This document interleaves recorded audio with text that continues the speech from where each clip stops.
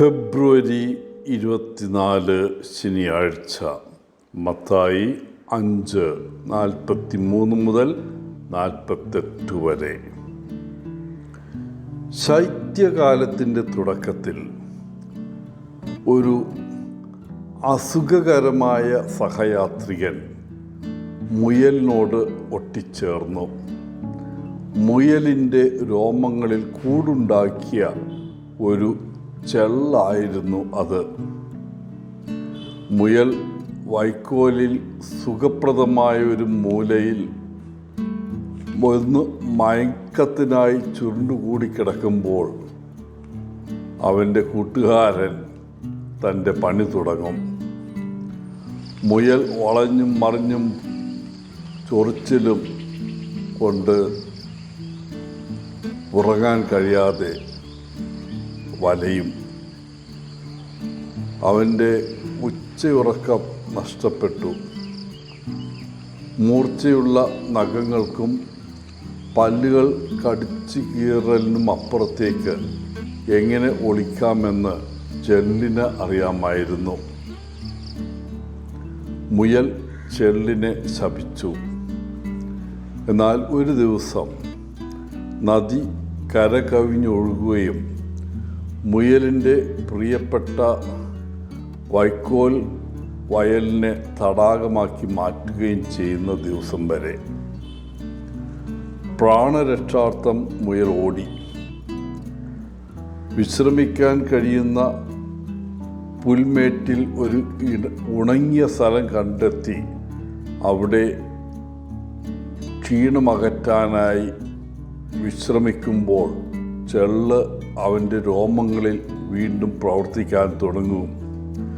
ചൊറിച്ചലും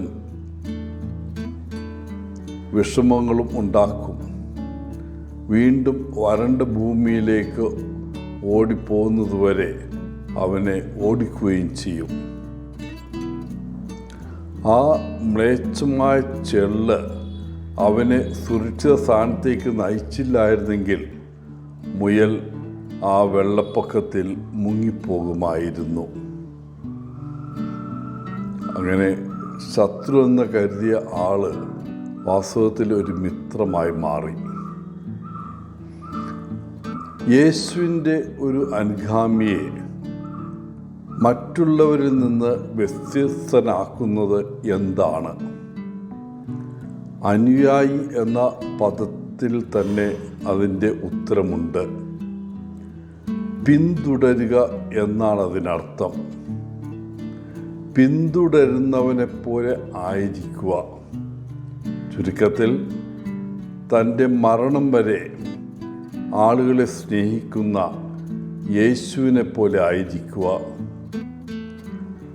അവനെ അനുഗമിക്കുക എന്നാൽ അവൻ ചെയ്തതും അവൻ പഠിപ്പിച്ചതും ചെയ്യുക എന്നതാണ്.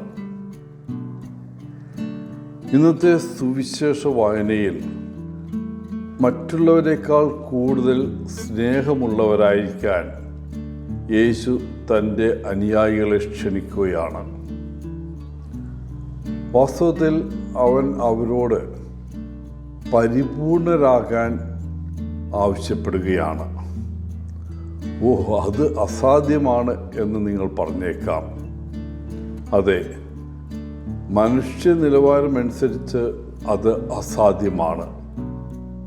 എന്നിരുന്നാലും തൻ്റെ ശ്രോതാക്കളോട് അവർക്ക് ചെയ്യാൻ കഴിയാത്ത കാര്യങ്ങൾ ചെയ്യാൻ യേശു ഒരിക്കലും ആജ്ഞാപിക്കുകയില്ല.